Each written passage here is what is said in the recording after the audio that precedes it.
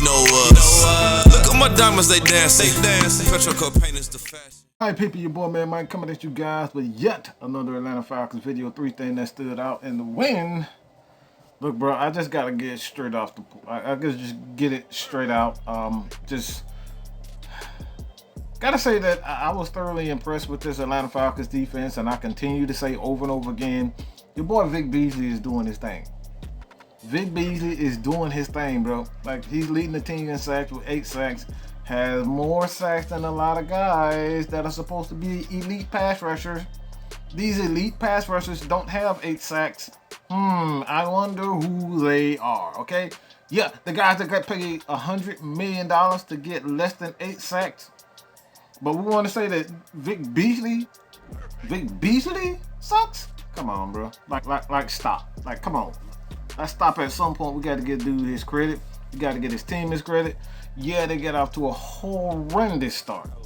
And I think coaching failed them in the earlier stage, the scheme. They were just trying to get acclimated to the new schemes and what they were going to do for the most part. But now, man, I see a tremendous change.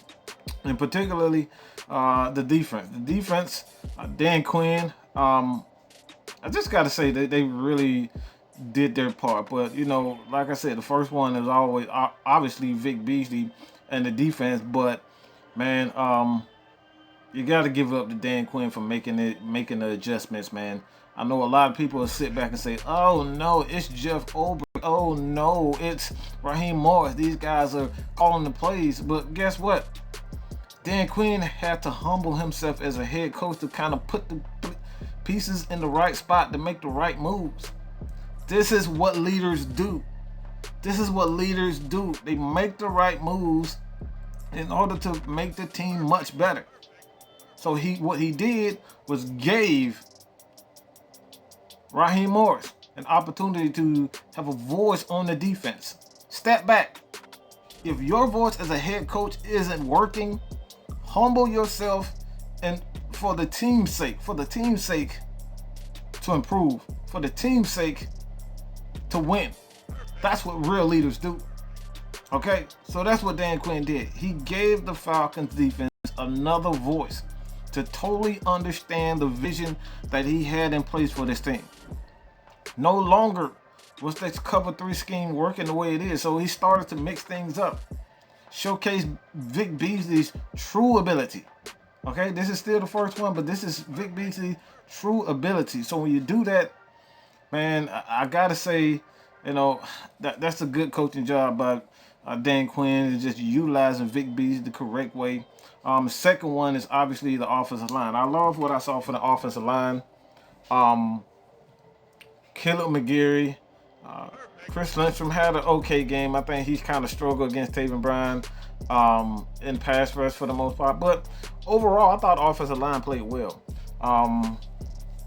Caleb McGarry and Chris Lindstrom are obviously young players, and you kind of saw that, like the inconsistencies during the game for the most part. But that's just the NFL. You're going to get beat some. For the most part, I love the running game. I love protection. Still, that's another that's another thing, and I will get to that. That's actually the third one I'm going to close out with. But the second one is obviously the offensive line, man. Just had to. I had to see and sit back and watch these guys from afar. And like I said before, this Falcons offensive line is pretty damn good. Especially when you have Alex Mack leading things, Jake Matthews, Chris Lindstrom, Caleb McGarry, who just, look, that dude is a bull, man. That dude is a freaking animal. And I love what I saw from these guys. The offensive line did well, which is the second one. And the third one, coaching. Yep, coaching. Got to give Dan Quinn his credit. I'm not going to give Dirk Cutter anything.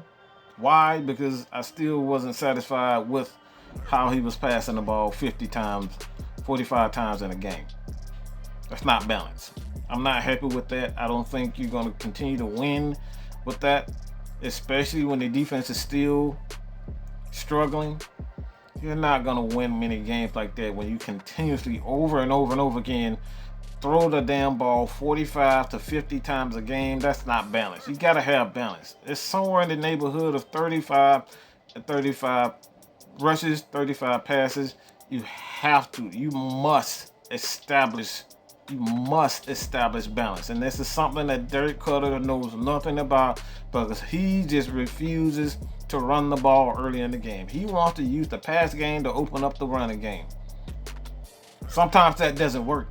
Sometimes other teams are just great at getting after the quarterback. Sometimes other teams are just great at getting after the quarterback, and it sets everything back. You have to get after the quarterback. When you get after the quarterback, man, you have no choice but to sit back and try to run the ball. But if you don't establish that balance, establish the run with your offense, you put your offensive line in a lot of trouble. So when you look at it, man, first one, Vic Beasley. I love what I saw from Vic Beasley in that defense. Second one is the offensive line. And third one is coaching. I thought Dan Quinn, Jeff Ulbrich, Raheem Morris, those guys did a tremendous job of just establishing just that scheme. It took a while. We had to lose 9 games in order to get to this point, but this is what it's all about. It's about a journey, bro. Like these guys, Dan Quinn is still a young coach. Jeff Ulbrich, for the most part, is still a young coach. Raheem Morris is still a young guy who was a head coach, but he's still he's still learning. So this is what it takes. This is what it takes. You have to go through the struggles of the NFL. You have to get, a lot of young players like John Kaminsky, Sheffield, KZ. These guys are young and they're still developing. So it's going to take a while to kind of find themselves and kind of understand, what you have to do in times of, uncertainty like it was this year. But these guys are finally getting there. So let me know what you guys think about this, man. 3 things that stood out. Very Merry Christmas to all of you guys. Your boy Mad Mike is out, man. Go ahead, hit that subscribe button if you're new to the channel. I'm gone. Peace. Whipping the Princess Diana, double cup bling found her. Oh my, oh God.